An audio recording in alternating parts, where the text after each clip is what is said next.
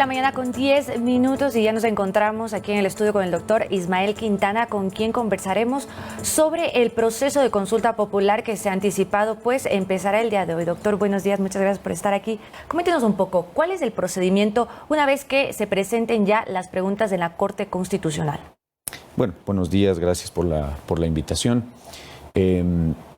Hay que establecer que primero la Corte Constitucional es un filtro previo, es decir, no es que el presidente firma un decreto y el día de mañana el Consejo Electoral va a convocar a una consulta popular. La Corte Constitucional entonces es la primera, si usted quiere, piedra en el camino que hay que sortear, es la primera dificultad. Le digo dificultad porque en realidad, si usted revisa la jurisprudencia, si usted revisa los dictámenes que la Corte ha emitido en materia de pretensiones de consultas populares, ya sean de carácter plebiscitario o también pretensiones de consultas que tengan que ver con referéndums constitucionales, pues la Corte ha sido muy quisquillosa, muy exigente, y yo le diría que en el 99,9999% de dictámenes han sido todos negativos. De tal manera que habrá que esperar primero a ver cuál es el pronunciamiento de la Corte, y a partir de eso podremos saber de todo lo que hasta aquí se ha anunciado, que van a ser preguntas de economía, que van a ser preguntas de seguridad, que van a ser otras preguntas de institucionalidad. Habrá que ver por dónde las plantea el presidente. Es decir, según la Ley de Garantías, es quien tiene que, además de remitir a la Corte el cuestionario con los considerandos, con los anexos, tiene que elaborar un escrito donde le sugiera a la Corte la dictaminación de la vía o el procedimiento que se debería seguir a criterio del presidente o su equipo jurídico. De tal manera que ahí vamos a ver por dónde se va a sortear la cuestión. ¿Tiene un plazo la Corte para pronunciarse sobre estas preguntas? Sí, efectivamente la Corte, según el inciso final del 105 de la Ley de Garantías, tiene 20 días, son 20 días hábiles, más o menos un mes, para emitir el dictamen de control de constitucionalidad previo.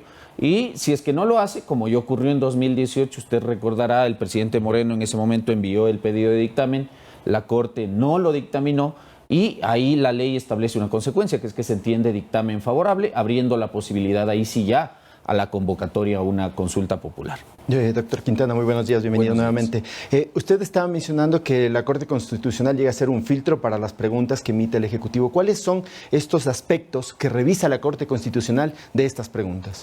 A ver, la Corte en primer lugar tiene que determinar cuál es la vía o procedimiento a seguir. ¿Por qué razón? Porque claro, usted tiene diversos tipos de consulta popular. A veces nuestros políticos utilizan el término consulta popular en términos genéricos, pero realmente de ese género hay varias especies, ¿no es cierto? Usted tiene consultas populares de orden plebiscitario, es decir, aquellas donde la ciudadanía se va a pronunciar sobre asuntos de trascendencia, pero que no tienen impacto en aprobación o modificación de normas específicas, ¿no es cierto? Y usted tiene consultas populares también de carácter referendatario, en las cuales, en cambio, sí hay la aprobación de un texto normativo concreto. Entonces, hay distinción. Eso lo tiene que clarificar la Corte, es decir, ¿qué de todas esas 10 o 12 preguntas que se han anunciado acá por parte del gobierno van a ser realmente plebiscitarias, para lo cual se seguirá el trámite del artículo 104, es decir, si la Corte dice, sí, esto es materia plebiscitaria, no tiene que ver con reformas constitucionales,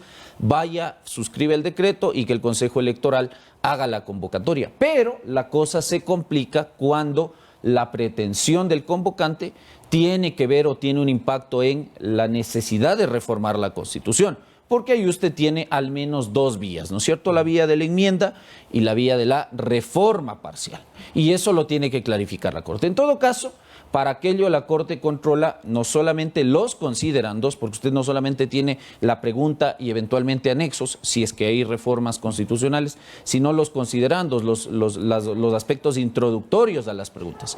Eso controla la Corte, es decir, que haya un uso de lenguaje neutro, de lenguaje sencillo, que no se induzca la respuesta al elector y evidentemente que ya la pregunta tenga una conexión, una relación de causalidad con el considerando introductorio a la pregunta, y que eso sea conforme a la Constitución. Básicamente esa es la labor de la Corte, controlar lo que la Corte llama la lealtad, la claridad y la garantía de libertad del elector, de tal manera que, por ejemplo, usted no le sometan a consideración preguntas en bloque, o que en una misma pregunta haya más de un tema, sino que se refiera a un aspecto específico. Veremos qué es lo que señala la Corte. Y en caso de que existan este tipo de preguntas que usted acaba de mencionar, que sean en bloque o que se refieran a más de un tema, ¿cuánto tiempo tiene el Ejecutivo? ¿Tendría el Ejecutivo en caso de que sean revisadas por la Corte Constitucional? Digan, ¿sabe que estas preguntas tienen que mejorarlas o tal vez redactarlas nuevamente? No hay un plazo, pero evidentemente los dictámenes de la Corte van a ser de obligatorio e inmediato cumplimiento. Por eso yo le decía, la Corte ahí tendrá que distinguir qué cabe a través de un plebiscito y qué cabe a través de enmienda, qué otra pregunta es posible a través de reforma parcial, e incluso podría llegar a decirle al presidente que hay aspectos que tendrían que ser topados, por ejemplo, por la vía de una asamblea constituyente. Ahí ya queda a merced de quien pretende la convocatoria para ver si puede modificar o acomodar el cuestionario de acuerdo a las exigencias de la Corte Constitucional, o lo deja ahí, es decir, no hay ninguna obligación de continuar con el trámite. Si es que la Corte, por ejemplo, el presidente dice esto para mí es por vía de enmienda, y la Corte le dice no, esto requiere reforma parcial porque altera o vulnera derechos y garantías constitucionales, porque altera también el procedimiento de reforma constitucional. Entonces eso ya queda a merced del convocante. Pero sin duda alguna hay algunos aspectos que ya han sido delimitados por la Corte y que entiendo el presidente y su equipo jurídico los han tenido en cuenta. Por ejemplo, lo que tiene que ver con el Consejo de Participación Ciudadana, lo que tiene que ver con el posible retorno a la bicameralidad, lo que tiene que ver con el incremento de requisitos para la legislatura, ese tipo de aspectos sobre los cuales la Corte ya se ha pronunciado. Doctor, la expectativa del gobierno se conoce que es que esta consulta popular de llevarse, que se lleve a cabo en las elecciones de febrero. Pero con estos tiempos, con todos estos ajustes que tienen que hacer, pues ¿usted cree que es real que esto se pueda dar? ¿Es realista? A ver, si se siguen los tiempos, debería darse antes en realidad. Porque además, por ejemplo, se especula que una de las preguntas va a tener que ver con el retiro de la facultad nominadora del Consejo de Participación Ciudadana. ¿Realmente es conveniente ir ya a la elección de un órgano que en esos términos de aprobarse una pregunta como esas ya no tiene mayor sentido? Es decir, va a quedar como un órgano como el que teníamos antiguamente, que era la Comisión de Control Cívico y Combate a la Corrupción, un órgano receptor de denuncias. Entonces, si se siguen los plazos, no. ¿Por qué razón? Porque usted hoy, si es que se ingresa hoy finalmente, tiene 20 días la Corte, es decir, un mes. Después de esos 20 días, si la Corte, digamos que todo sale maravilloso, yo no creo que sea así, insisto, porque la Corte alguna observación hará, pero digamos que la Corte se lo dictamina. Entonces usted acoge las observaciones de la Corte, ¿no es cierto? Y las preguntas que pasaron el filtro que usted quería, las manda a la consulta popular. 15 días tiene el Consejo Nacional Electoral para hacer la convocatoria y luego tiene que hacerse esa consulta popular en los siguientes 60 días. Estamos hablando de más o menos 90 días, 3 meses. Quiere decir que en diciembre deberíamos nosotros estar yendo a las urnas a más tardar en enero. Las seccionales son en febrero, entonces estirar tanto como chicle el tema para hacer coincidir con una elección seccional, no solo que es complejo desde el punto de vista de los tiempos que plantea la Ley de Garantías y también el Código de la Democracia, sino que además en términos políticos es una apuesta enorme para un gobierno que pues tiene unas cifras que no son de las mejores, ¿no? Ahora, justamente hablando sobre varias de las opciones que se ha planteado, se menciona la posible bicameralidad o también la reducción de legisladores, pero esta opción de la bicameralidad ya sonaba antes. ¿Y qué considera usted? ¿Es mejor la reducción de legisladores, la bicameralidad o que se combinen ambas? A ver, hay que hacer presente una cuestión. Ecuador tuvo un modelo de bicameralidad como regla general hasta el año 78, salvo 3 constituciones previas.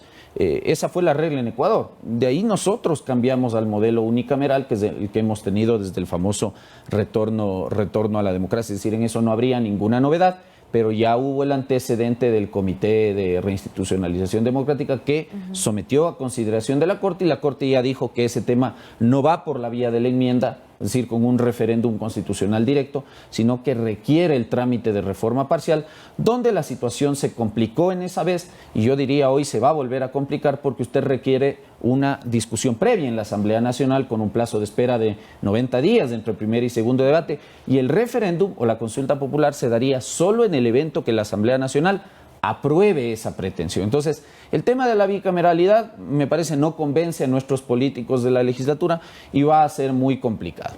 El tema de la reducción de asambleístas habrá que ver cómo lo toma la Corte Constitucional. Una corte que, hay que decirlo, entiende todo como restricción de derechos. Se lo digo porque la otra vez que se planteó la sola idea de que al retornar al bicameralismo se debía incrementar los requisitos para la Cámara Alta, la Corte dijo no.